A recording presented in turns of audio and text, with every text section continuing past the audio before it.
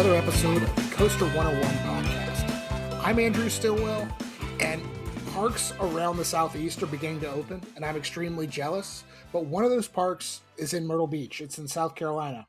And if you've been following the industry news for the past couple of months, you've noticed, you will know that this park made a pretty serious announcement that we're going to talk about here in a little bit. But I wanted to bring on somebody who was at this park over the weekend. And I also wanted to bring on he doesn't have a title. He made this very clear to me at the beginning, but as someone who has worked in a family company, that just means he wears a ton of hats. And so we're good with it. But we're talking about Family Kingdom Amusement Park this week. And so without further ado, first person I'm going to bring on, he is Mr. Coasters, Haunts, and Dark Rides himself on TikTok, Ace Southeast Regional Assistant Representative Michael Dutterer. Michael, welcome back to the Coaster101 Podcast. Good evening, my friend. I'm so happy to be here. Listen, I'm glad you could take a break from talking parks with friends live every Sunday at 7 p.m. on TikTok to join, what I could see as we'll call it an equal content opportunity for you. Well, it's always a pleasure to talk to you, Andrew, and I love the park that we're talking about tonight, so I wouldn't have missed this for the world. I love it. Well, without further ado, let's bring him in. Again, the titleless. He and his family took over ownership and operations of Family Kingdom in 2022. Dean Corl is joining us on the podcast this week. Dean, welcome to the Coaster101 Podcast. Thank you for having me on, Andrew. Absolutely. We're excited. And I think, this whole conversation, to me, it started back in November. The good folks at Rocky Mountain Construction, they're like, we got a surprise announcement. And the announcement completely out of left field, I feel like, and this is somebody who follows the industry, has been to Family Kingdom, though it's been a minute for me. We'll get into that here in a little bit. But Family Kingdom has announced a Rocky Mountain Construction coaster built right there on Ocean Boulevard, like feet from the Atlantic Ocean, which is wild and crazy. We're going to talk about that. Trust me, listener, we're going to talk about it. But first, I want to get some background on Dean. Dean, like I said, you and your family, you kind of got your start in the industry, maybe as part of Powers Great American Midways, traveling the fair circuit. I'm not going to use the other word we talked about, but tell us a little bit about you and your career, kind of how you got your start in this industry that we all love so much. Well, I was born into it. My parents are the owners of Powers Great American Midways. It's a traveling carnival that goes up and down the East Coast, primarily from like New York down to South Carolina is where our route was. We had some locations in Georgia, and we do some things in Florida as an independent. But for the most part, we just stay on the East Coast. We never traveled past that. But I've been doing this my whole life. So, and then, of course, as you said, being in the family industry, it's kind of like you just do whatever's necessary in order to make sure the job gets done, whether that's taking tickets, selling the food, running the ride. You do whatever's necessary to make sure that everything stays running. So that's my background into it. I've been in it my whole life. I did take some time off. I will say I did take some time off to go to school. I went to college, but even then I took a semester off and actually went and did the Walt Disney World College program in fall of 2003. Enjoyed that, but ended up coming back to the family business, and that's where I'm at now. How early were you in the family business? And again, my dad likes to tell people that he put me and my brother to work starting when we were like 10 years old, which don't tell somebody who does child labor laws that, because they won't like it very much. But, how early are you on the midways here? Same thing. Besides, if you could see over the counter, you can take the money.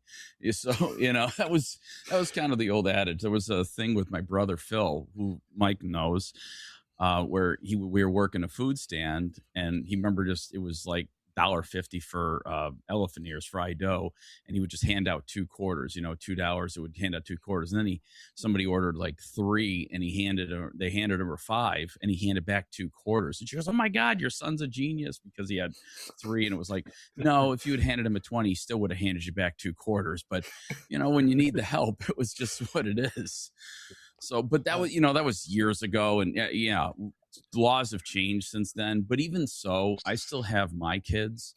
Like my daughter, she actually wants to do this a lot. So she's always like begging me, Dad, can I work? Can I work? And it's hard to not say no. It's like, obviously I'm not going to push her to her limits. I'm going to obviously give her the benefit, but family business, where you want to carry it on to your, generation after. And even though it's my turn at the plate, somebody else is going to come up behind me, and I'm hoping it's my kids.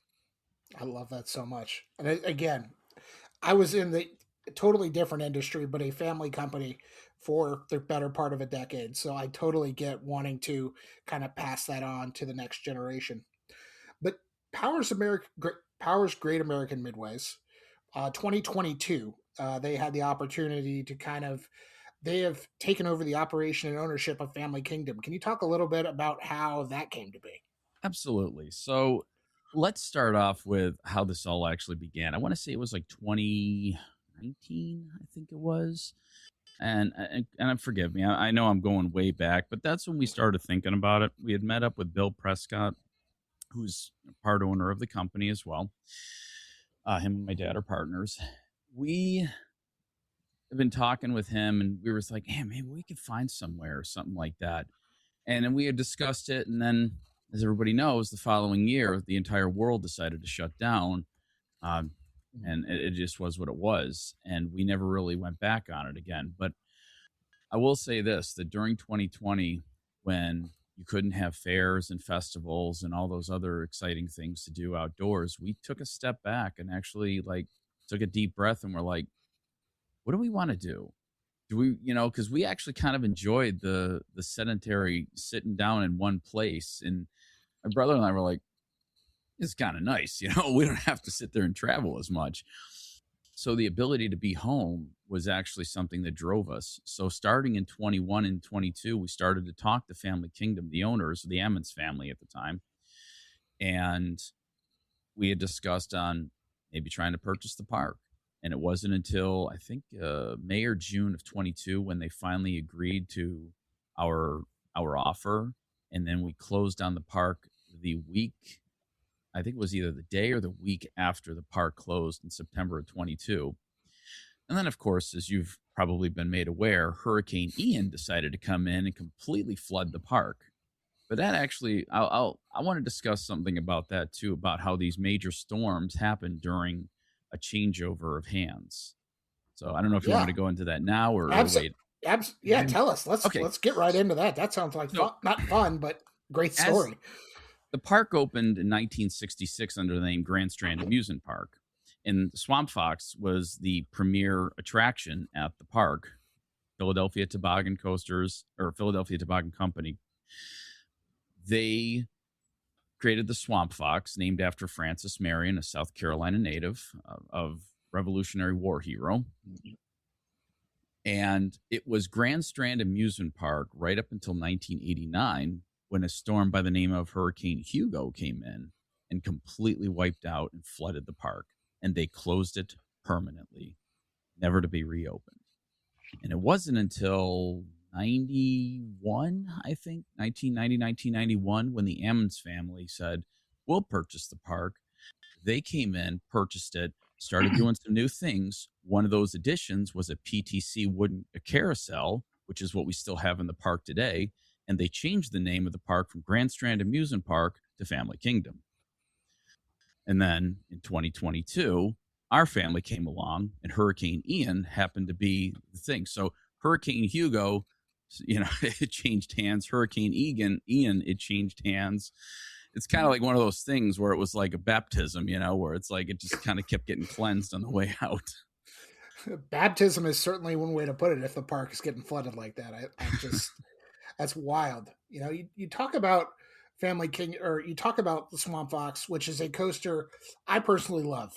Like I said, it's been a couple years since I've been on it, but that view kind of climbing up that lift hill, and then you look out straight ahead and you see the Atlantic Ocean.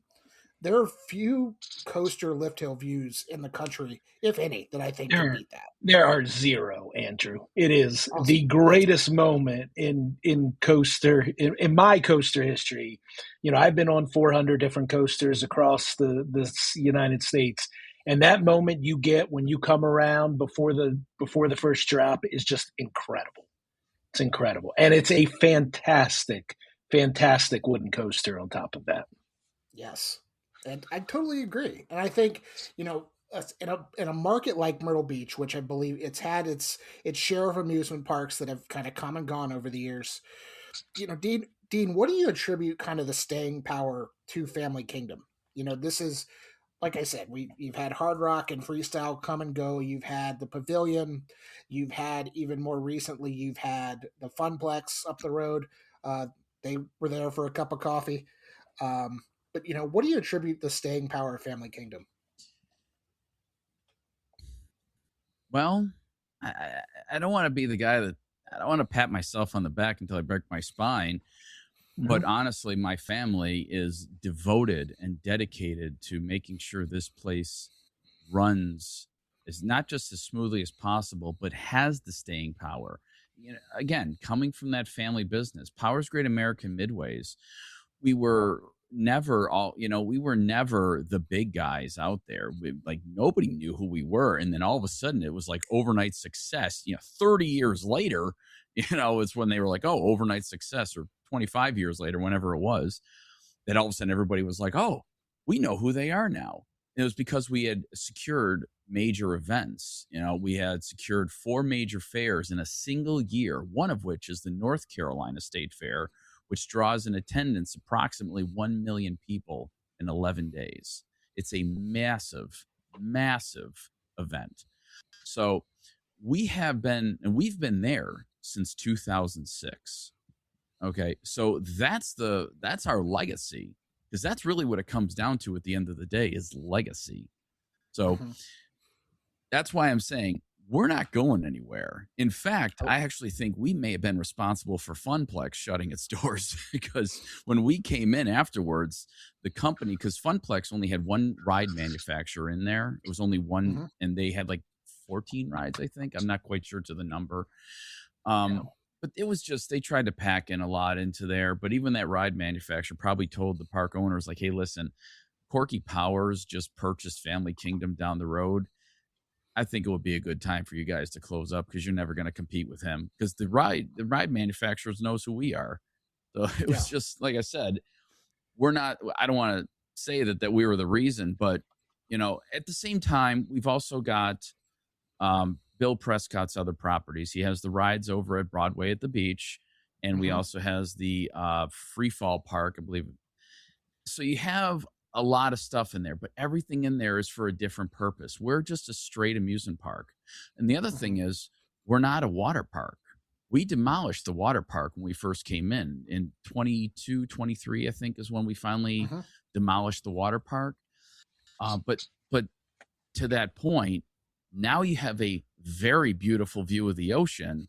It's going to be, and we're turning that into a parking lot, which actually I just found out today, the pavement was actually going down today. So we're really excited about getting that open. So that's going to be a parking lot right there on the beach. And that means that you'll still have that view coming off that coaster to be able to see that ocean. And that's going to stay. So yeah, perfect. we have no plans of going anywhere. Even better. I wasn't doubting you there, and I'm here for the, patting yourself on the back. Absolutely. You guys just had opening weekend. It's the 60th anniversary of the park. I mean, technically there were some years there the park didn't open, but it is the 60th anniversary of, anniversary rather than years of operation. But Michael, you were there for opening day. I want to get your thoughts on the guest perspective, and then Dean, I'll come to you from I know we were talking a little bit before we started recording. The opening weekend is, to quote, these are your words, knock the dust off. But I want, Michael, what were your thoughts on opening day? I know you were super excited to get down to Myrtle Beach. Yeah, I said at the beginning of this podcast, I love Family Kingdom. I've lived in the Carolinas now for 20 years, and I've been visiting every year that, I've been down here. I just love Family Kingdom. So it was just incredible to be back in the park.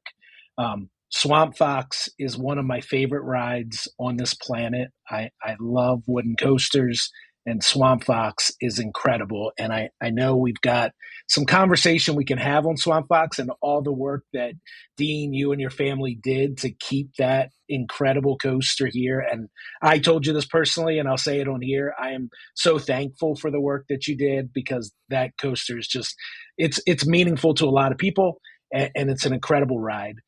So it was just nice to be back in the park. It was nice to be back in the park. It was nice to see, they had everything going, everything was running, everything was up. It was a beautiful evening on Friday night, and I got to ride Swamp Fox multiple times. So I was incredibly happy. I love it. And this is a unique park. It is a free admission but pay per ride. Is that still the case? That's correct. That's correct. Yeah. I love that. That is, especially if you want to, if you're like Michael and you just want to lap Swamp Fox. I mean, I'm sure there's an all day wristband or something like that, so you're not paying a la carte each time. Yeah, right? There's a wristband, and they offer a season pass, which of course I have as well, because I'll be down there multiple times throughout the year. Perfect. And Dean, what about you from the operator's perspective? We talked a little bit. You were taking tickets. You were wearing multiple hats on opening weekend. How did opening weekend go for you? Good, actually. We started up with a new ticketing system. So that was, opening weekend, trying to make sure all those things were running operationally, and getting because we have new rides there and everything, wanted to make sure that everybody was where they needed to be. And it was just, there was a lot going on in opening day and opening weekend itself. But for the most part, once we got through Friday and Saturday, Sunday was fine. We just, again, like I said, it's just to get the wheels moving. It's just to, knock the dust off everything. Or, when I say knock the dust off, I mean, like, just to kind of get everything moving again. Because once you start rolling the ball down the hill, the ball is able to keep going. And it's easier to keep the ball moving than it is to start it. There it is. You mentioned some of those new rides, and I'm looking at the Family Kingdom Facebook page, which is facebook.com/Family Kingdom Fun MB. What are some of those new rides that you've got as part of the ride package this year? So we've got some new rides. Again, coming from the carnival industry, we like to bring in a lot of the carnival rides in. And the reason why we do that, it's easier to swap out something if it doesn't have the panache. You know what I mean? I don't know how else to describe it, but it's like, let's say, the reason why we say this is because we always think like in terms of 2 years. If something is no good after 2 years, we're like, okay, we're out. We tried it 1 year. Well, not many people picked it up. We tried a second year and more people like it, we might hold on to it. But if we do it for a second year and nobody likes it, we're like, all right, time to go out with the old, in with the new. So part of that is we have some rides from the Netherlands. One ride is called the Colossus, and that is it's known as the X Drive is what its model and name is, but we call it the Colossus, named after the Colossus of Rhodes. And it's really neat. It's Michael, you've seen it. I can't really describe it, but it's like an arm that goes up, and you've got 8 people at the bottom and 8 people at the top, and it kind of spins around and in a circle, and then each of the seats flip as well as they're going around, plus the arm. So it's got like 3 axes of motion.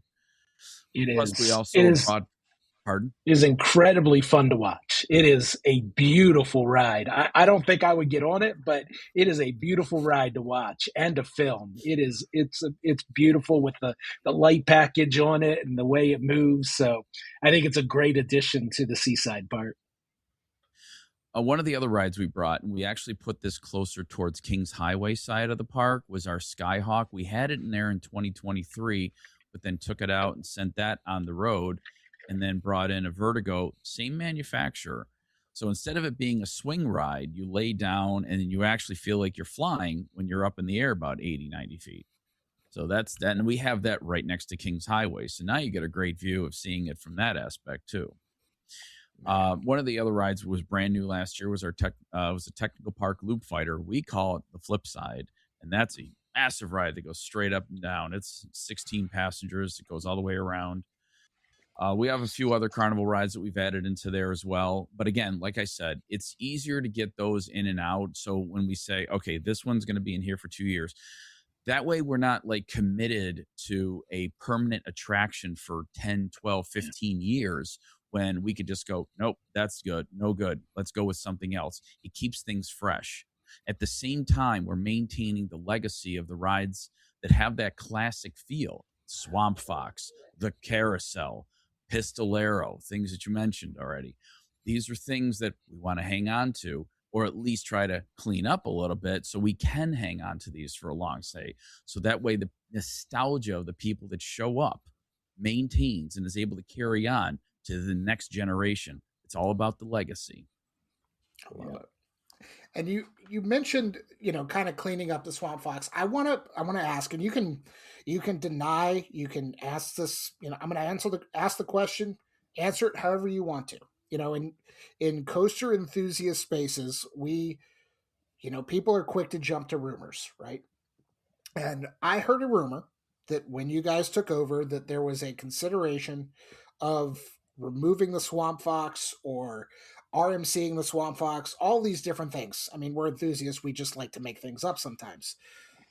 Can you comment on if that was the case and if the ACE event at the park and talking to the ACE members had anything to do with the decision to kind of maintain it rather than, completely change it or at worst get rid of it?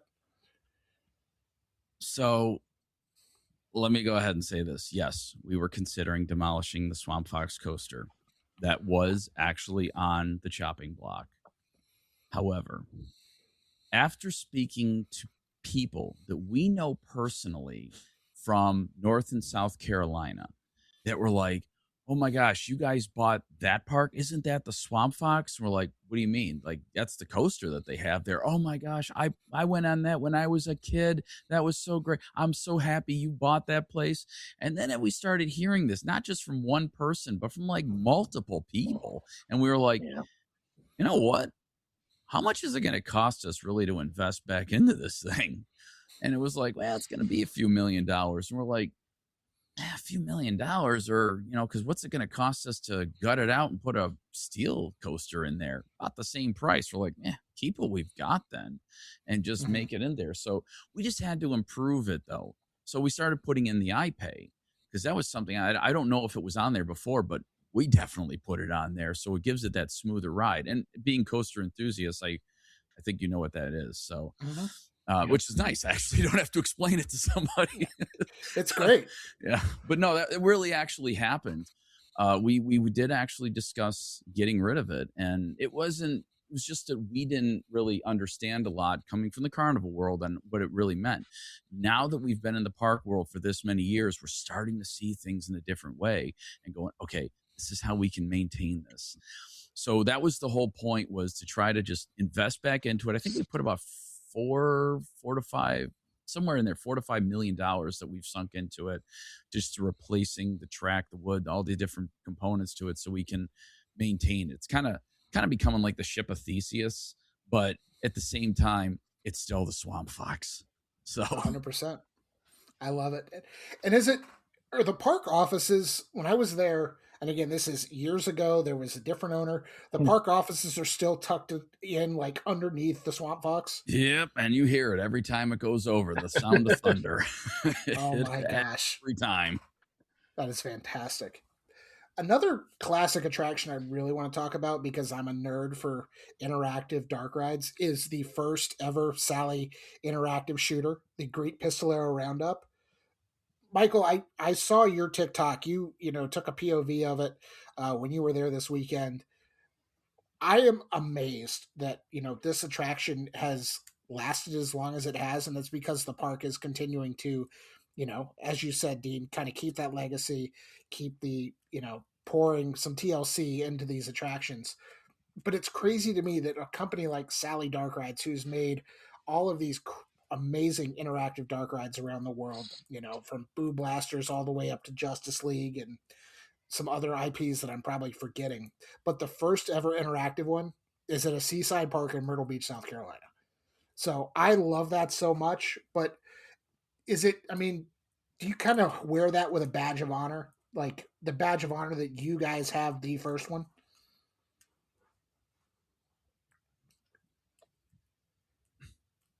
Well, yeah, I mean, I would say it's definitely like something like that. It's a nice little thing. People have said that they've enjoyed the Pistolero, it being again, classic attraction that they grew up with or something of that nature. But we are going to update that at some point too. That's going to be, it wasn't going to happen this year. Obviously, you know, the big news of this year, that's kind of been on the front burner and everything.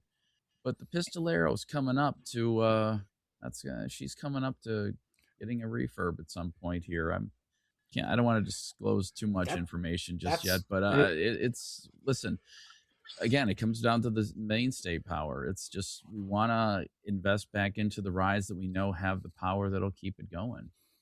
Yeah. Nothing wrong with that.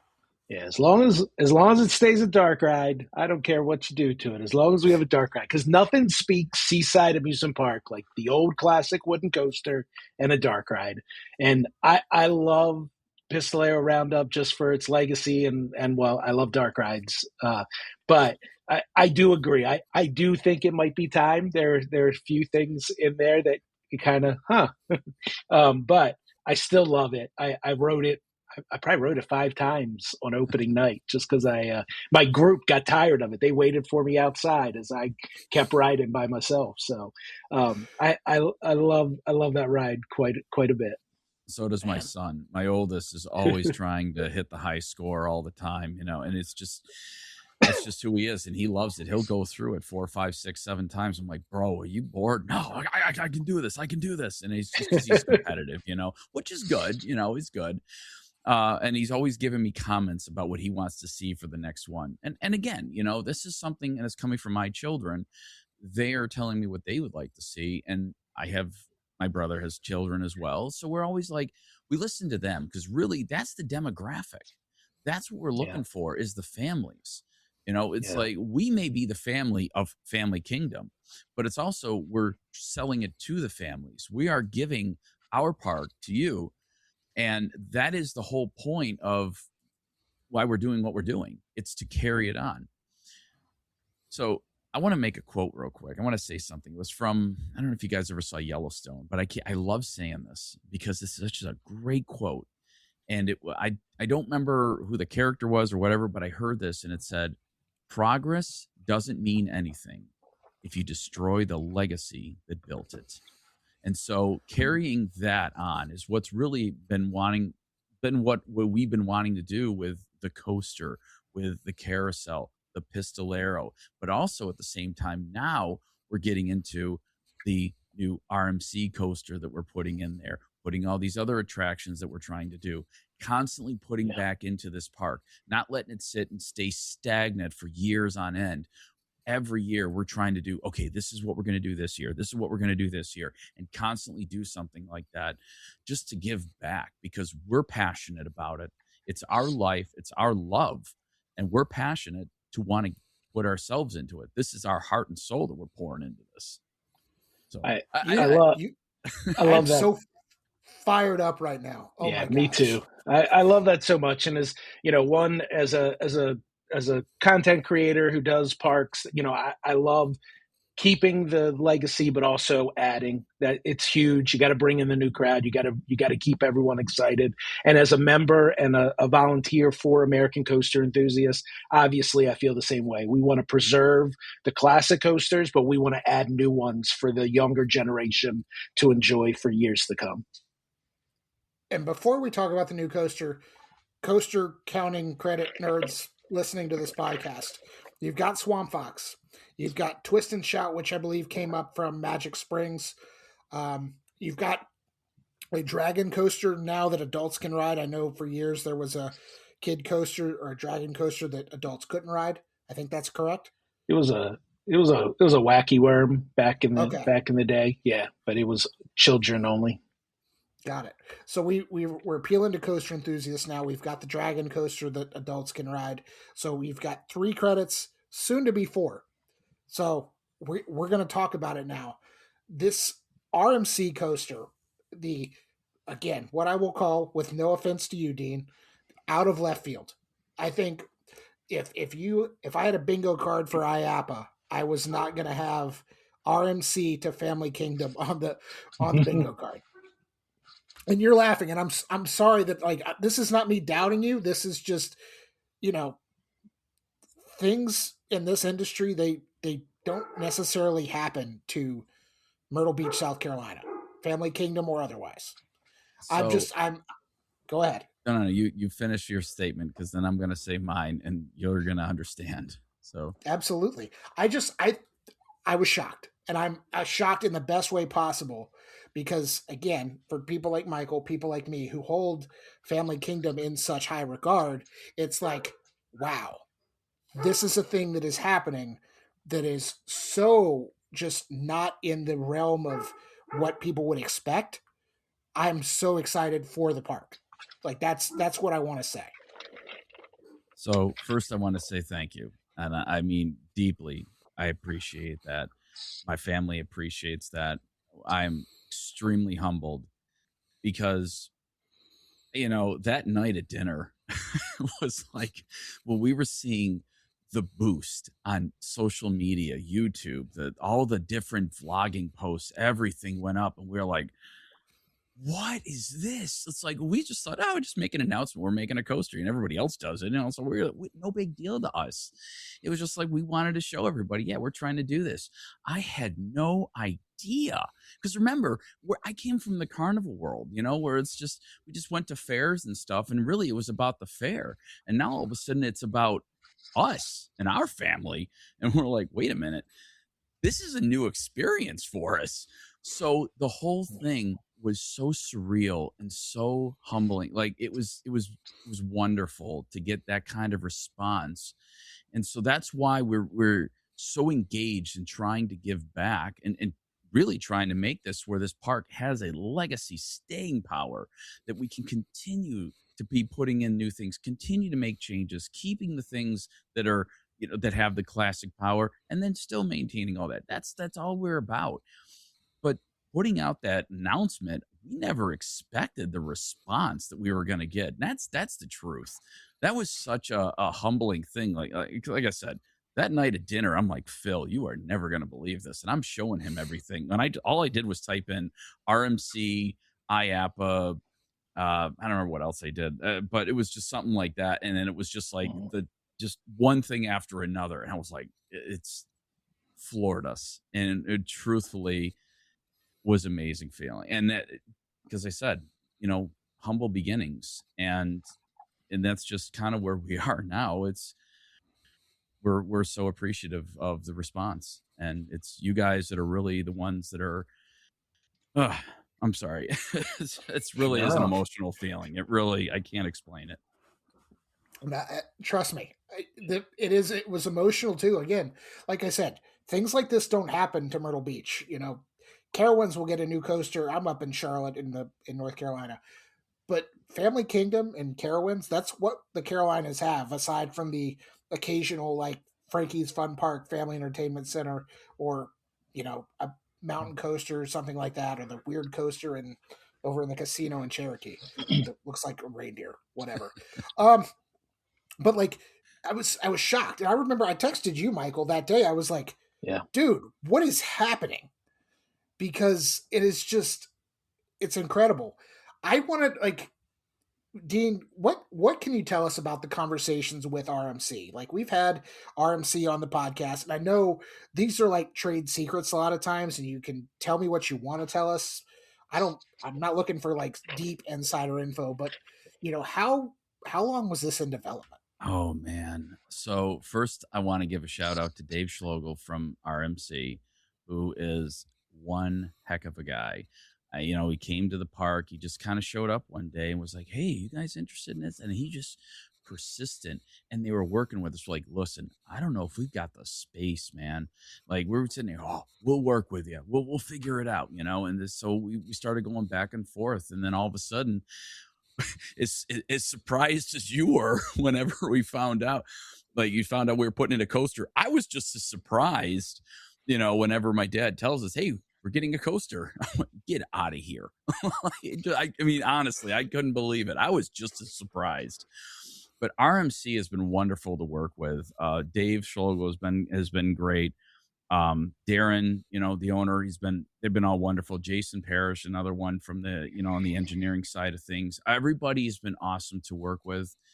And it is like, it's been a great experience when we've gotten up to this point with these guys, but it just, all of a sudden, I gotta say, Dave Schlogo was the reason why we actually went with it. He was a persistent individual that said, we can make this work for you. And, he did a great job with it. And so I got to give him the credit for that, because he really, really did his work.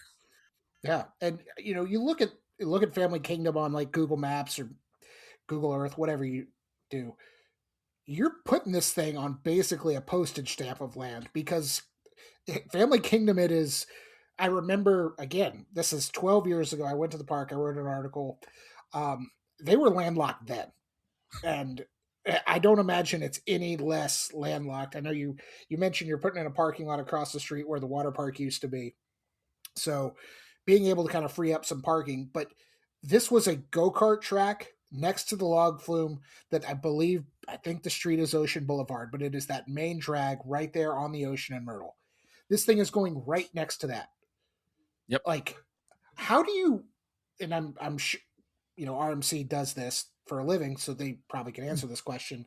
How can you look at a plot of land that small and realize there's going to be a coaster here that's going to be 100 feet tall. It's going to go upside down three times.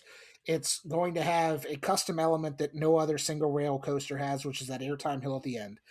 We're going to cram like thousands of feet of track in this little space that was formerly a go-kart track. How are you able to visualize that when the conversations with Dave are happening? Well, Jason from RMC has really been instrumental in doing this. We've actually had some people here in Myrtle Beach as well helping us. It's honestly, AutoCAD has been like, it's amazing what you can do with that sort of stuff. But yeah, I think it's Design Realty Group has been really helpful with trying to get us to work with that. We've got them on this operation. It's a lot of moving things, but that ability to be able to figure out things in three-dimensional space with all how these engineers work is a work of art. I cannot say that because I'm not an engineer and I can't even begin to explain it, but they figured it out. They were like, figured it out between the Google Maps and the measurements and the surveying of all the stuff that we had to finally actually go, yep, we can get it in there. And this is how we're going to do it. You just have to take this ride out. You have to take this ride out. And so we ended up thinking about that. And again, back to the go-kart tracks, it was for one of the first things we did when we came in was demolish because there were two go-kart tracks actually at the park. The first thing was we demolished the inside go-kart track. It was just a simple circle, that went around, and we were like, let's just keep the other one. And we went with the other one for a while. And what we realized? We're not go-kart people. There's go-karts in town. They can go up to, our competitor up the road at Broadway Grand Prix, excuse me. Slip of the tongue there. But anyway, Broadway actually, and they have a great selection of go-karts up there. We can't compete with that. So it's like, you know what? Let's do it where we're good at. Let's do with what we know, and that's amusement rides. So we're going to give you the best amusement rides in all of Myrtle Beach, hell, all of South Carolina. So that's really what our intention is. So got rid of the go-karts, got rid of the zip line as well. That was such a low capacity ride as well. And it was fun, but it's like, it's a zip line. You can do zip lines at pretty much anywhere, but you can't get an RMC coaster just anywhere. So we kind of were like, we can get rid of that. We can put those over there. And it's going to definitely give that side of the park such an appearance, especially with that hotel across the street. I know people are going to want to have this side now facing the park instead of the ocean side. They're going to be, the hotel's going to be charging park view. You're going to see that on all the booking sites. And all the coaster enthusiasts, like Michael's like looking at the hotel right now. He's like, I want they're like, you want an oceanfront room? And he's like, no. You guys, you did have, you announced it to the theme park world back in November. Earlier this spring, you had a media day, which Michael was there with Ace. You guys released the POV, the statistics, all the good stuff that came with it. What was the reception from the local assembled dignitaries? Because these things, when you go to a media day at a park, there's like, thank the town commissioner and the city government and the mayor and so from the tourism board. What was the feeling from all of these folks who haven't seen a coaster of this scale kind of come up in Myrtle Beach in almost 2 decades? Well, I gotta say, wow, why'd that come up? Myrtle Beach, the city council came out. The new mayor, Mark Crua, he showed up, and him and I were the ones actually on stage doing the announcement and stuff. The reception that we've got from the city council, from the mayor's office, it's been wonderful.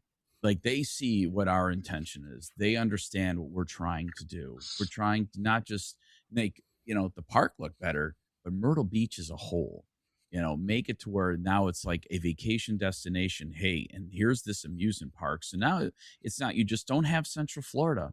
Okay. We've got Myrtle Beach too. And, granted, we can't compete with the big stuff, but we can still give you everything as much as we can with as powerful as we can.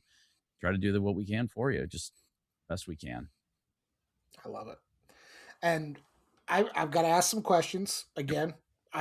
These are marketing related questions that the answer will probably be, you'll find out later, but I'm going to ask because it's my job as a pseudo journalist to ask these questions.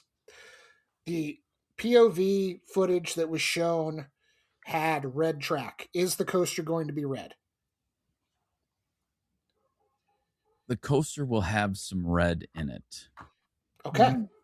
Okay. I can say that. Okay. Again, you gave him more than he was expecting, Dean, so you absolutely did. There is red in it. Do with that what you will, internet. There's not a name. I'm not going to ask you the name, but you did say that the name was that potentially, hypothetically, if there was to be a name for this coaster, it could relate to the surroundings, the ocean, the beach, the surrounding area. Is the case, correct? Stay tuned for more. Got it. Michael probably knows exactly where the theme is going with this, so I can say that it's already been announced. It's going to be something probably pirate themed, but I don't have a name yet, so I can't tell you. But that's what we're leaning towards right now, heavily. But that doesn't mean that's where it's going to go. Okay, it's just because family business. Everybody's got their input of what they want to see, so it's like, that's how it is. It's like this person has a name, and then this person has an idea, and then this person has an idea, and you got to take it all. It's like, okay, so now we got to give a consensus. And like, well, I don't like that. And so, and honestly, that's the true reason why it's been taking this long to really come up with a name. So, I get it. There's cooks in the kitchen. I'm not saying too many, but there are cooks in the kitchen, and they all think they want the satisfaction of their name being the one picked. I totally get it. Yeah, and I love the time and effort that's going into it, because I think the name is important, and I love that the theming. A coaster doesn't always get that attention to the theming, and I'm not saying you're going to theme the whole coaster, but having it revolving around something that is important to the area, that is theming in the area, is a great choice, and I think it's a really strong decision by the park. For sure, I agree. So theming is something that is obviously new to us as well, coming from the carnival business to the to the park business, the amusement parks, theming things. We usually try to do it with mobile rides. Again, like I said, the Colossus, it's got a whole motif for the Colossus of Rhodes. The flip side has its little thing to just kind of like give it that experience to it. We have a ride called the Inferno because its model name is called the Ring of Fire. So, we always try to keep things within that vein, but to really make something really properly themed, you got to really put a lot of work into it and stuff. And yeah. I'm going to say, if we were to theme this and do it properly, you're going to know it. And so that's the whole thing. We don't want to do anything. I would rather under promise and over deliver than do the reverse. And that's kind of what we're at right now with everything. So I don't want to divulge too much into that, but that's kind of what our whole goal has been. And that's what we want to continue doing. That's why when you don't hear something from us, it's because we got something seriously good cooking.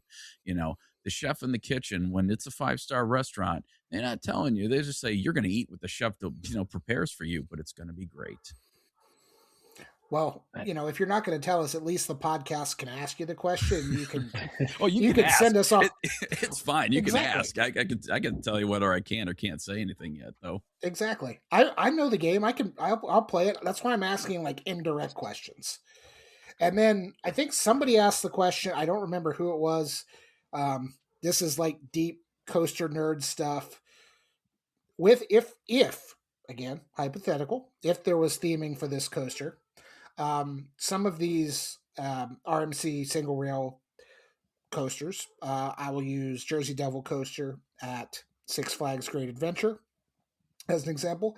They've got a highly themed, intricate lead car, Zero car, that is super themed. Could we potentially see something like that on this attraction? Maybe. We are heavily considering getting whatever that thing is on the front. I couldn't tell you. We're probably gonna do something along those lines. Yes. A very fancy hood ornament. Yes. I don't have quite all the details on that, but yeah, we're leaning on something like that. No problem. Hey, I've asked the questions that, again, I'm obligated as a pseudo journalist to answer or ask. You've given me the answers. We can move on with our lives. I did at that media event though. You mentioned 20-something containers of track, trains, parts.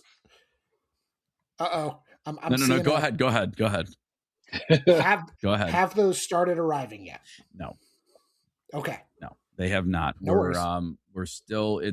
Listen, this has been an engineering thing, and it's just been a lot of that. Again, coming down to the whole thing of space. It's been very difficult, but everybody's been really great to work with. That's why that's kind of where the whole thing has been.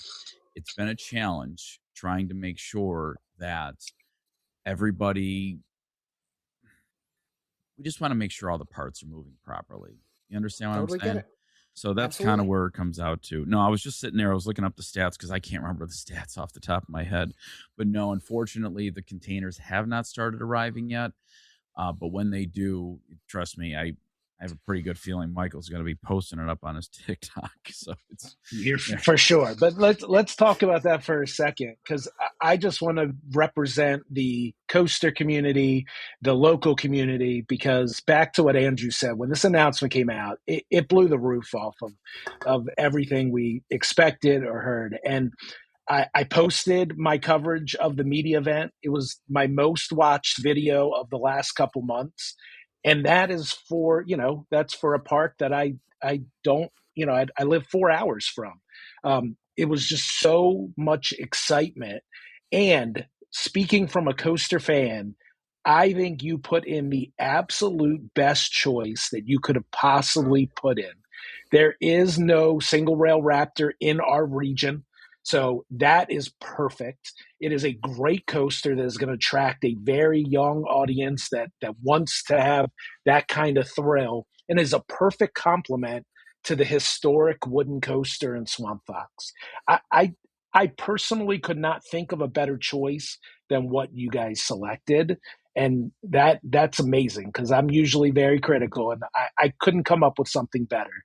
So I'm super excited for this. I'm super excited for what it's going to do, not just to Myrtle Beach, to Family Kingdom, but also to our great state of South Carolina. So I'm very appreciative, and I know all of the reaction I've gotten on my page is exactly the same. Just a lot of excitement and proud that this is our park.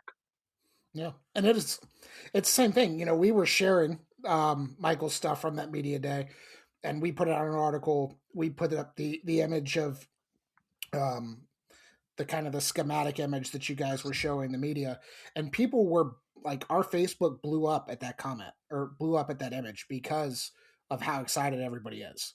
So you guys are 100%. I agree with Michael what he said. Perfect coaster, perfect type of coaster. It's modern. It can do things in a tight space and has demonstrated that. Plus, the coasters are super fun to ride. I've ridden a couple different variations, so I love them. And as someone of size, I fit into them, which is even better. So I'm thrilled. But can't wait for more information to come out. I'm not gonna again. Let me tell you the question. I'm not gonna ask you because I'm sure you're tired of it being asked. I'm not gonna ask when it's opening. Okay. I can do the best I can. Yeah, I'm not gonna ask an opening date. We're gonna wait and see when it happens. All right. Well, then, Andrew, close your ears. I'll ask. When is it going to open? I don't know yet. Honestly, we don't know. It's because of it's a lot of things going on. It's a lot of moving parts. And as you guys know, when you have one thing fail somewhere here, when something doesn't work the way it needs to, and then it holds up, it's like watching a traffic jam happen. And all of a sudden, some car slows up here, then the car behind him slows even further, then the car behind him slows even further. Next thing you know, traffic's backed up for 3 miles. We can't figure out why. That's kind of what's happened a little bit. And that's all I can say, to further that. But let's say this, the longer it delays, the better it's going to be. The theming, everything we're going to put into this, it's just, we're going to make sure it's done right. That's the thing about our family. We will make sure it's done right. And that's what's most important to us. That's way more important than soon. I would rather you guys take the time to get it right the first time. There's nothing more frustrating in the coaster world than a coaster opening and then shutting down for the next 9-12 months.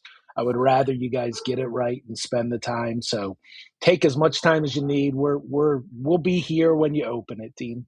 Thank you. Listen, I'm totally with you. I'm going to ride down to Michael's house and we'll ride over to Myrtle Beach together. It'll be great. For sure. I'll be there. Awesome. Hey, I feel like you've got to feel like you live at the park this time of year.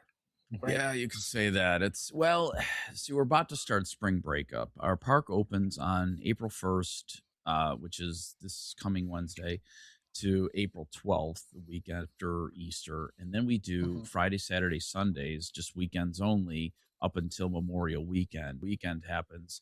It is every day until Labor Day. And then we kind of go off on that. But yeah, it's that time of year we're there a lot, and at the same time we're also a nighttime park, so even like I can take care of things in the daytime, dealing with some errands, banking stuff that we have to deal with, and then we open the park at night. It's 5:00 during the week, and then on the weekend, Saturday and Sunday, it's a 3:00 opening. So perfect. And the best way for the audience to go find out the latest and greatest of what is happening at Family Kingdom, we're talking the website, familykingdomfun.com.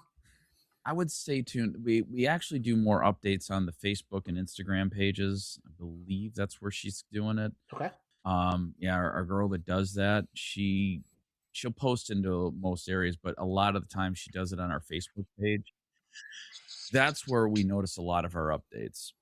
That's where we like to get it out really quickly because it's a lot easier just to put something on Facebook than it is to like alter the website, But as time is progressing, we will probably put something up there. Kind of like you see how we have like a little Swamp Fox thing on our website. We're going to put something up there on this unnamed coaster that's going to be probably coming up there so you can get information as information is being provided. Perfect. I love it. Well, Family Kingdom on Facebook, Family Kingdom on Instagram. I don't know those handles off the top of my head, but if you know how to use those Yep. platforms, you can find them. Family Absolutely. Kingdom Fun MB. Bam. Like, Michael on it as always. Dean, before we wrap this up, anything else that you want to talk about? Anything Family Kingdom related? Anything that, you know, anything you, floor is yours. honestly, I am humbled. I am grateful and I am honored that you guys are actually giving us an opportunity to be on this national level.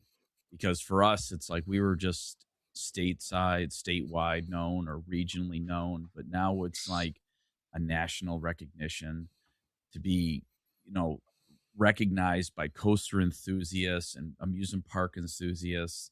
And we're just this little baby family park in Myrtle Beach, South Carolina, that's literally run by a family. And we're trying just to give you the best that we can. It's humbling. And I'm deeply grateful and honored that you guys invited me here today. I want to thank you for that. Michael, it was good to see you on Friday. I'm sorry I didn't have a chance to really chat with you, but you saw what I was doing. It was just, I was running everywhere just to make sure that everything was going, because that's what it is for us. It's like, if somebody else can't do it, we're going to step in ourselves and take care of it, because that's who we are. That's what we do. So, I honestly, my family is the ones that really, they're the backbone. I have my parents and Bill Prescott as the owners. My brother and I are managers, and then our family, our wives, our children, they're all part of this. It's a family gathering. And, we live and rise by this. This is, again, I'm just deeply honored. And so we're going to give it everything we've got. This is what we're about. This isn't something that's going to, go off. You've seen other things happen where it was left to the wayside, but honestly, there's enough passion, because this was a passion project. And my brother and I, we were talking about this for a decade. And then when it finally happened, it was surreal. And then whenever that happened in IAAPA, that was another like wow moment. So honestly, it was, yeah, we were just like, we're just making an announcement on a new ride. Like, how is this so big? It's just because, again, we're just a small little family, that just wanted to invest into a little park, and we didn't realize the impact it would make. But again, I'm grateful, I'm honored, and thank you for having me here. Absolutely. We're behind you every step of the way. So happy to, get the story out, tell the story that you want to be told, because again, the seaside amusement park, especially in the Southeast, it's a rarity these days. You guys, I believe, are definitely the only ones south of Maryland for sure. I mean, Michael, the Maryland native, fact check me on that one, but it's a rarity, and the fact that you guys are preserving that legacy of 60 years, that should not go just unnoticed. So we're thrilled, we're excited, and again, anytime you get a shiny new roller coaster, but even without that, it's like parks like this need to be celebrated, and we're excited to be the ones to do that. Yes, for sure. And I'll throw a little plug out there for me, Coasters Haunts Dark Rides, TikTok, YouTube, Facebook, Instagram. We'll be covering Family Kingdom all year round. Of course, we'll be covering the new coaster, but we'll be covering the 60th anniversary of Swamp Fox. And also, American Coaster Enthusiasts, we have an event there in the middle of June. Please check us out, ridewithace.com. We have an incredible event coming up this year, and we're going to just celebrate Swamp Fox and everything, Dean, you and your family have done to maintain that and keep it. We're going to celebrate that. So I would love for everyone to come out for our event there in the middle of June. Perfect. Couldn't have said it better myself. And after you follow Family Kingdom Fun MB on Facebook and Instagram, Coasters, Haunts, and Dark Rides everywhere, Michael just said to follow us. Follow Coaster101. We're on all forms of social media. We also have a website, Coaster101.com, for the latest and greatest theme park news, reviews, interviews, and other words that end in EWS. We have merch, Coaster101.com/merch. If you're enjoying this listen, make sure you're also liking, rating, reviewing, subscribing, and the other podcast buzzwords. Because the more people who listen to this show, the better chance we have of getting great guests like Dean.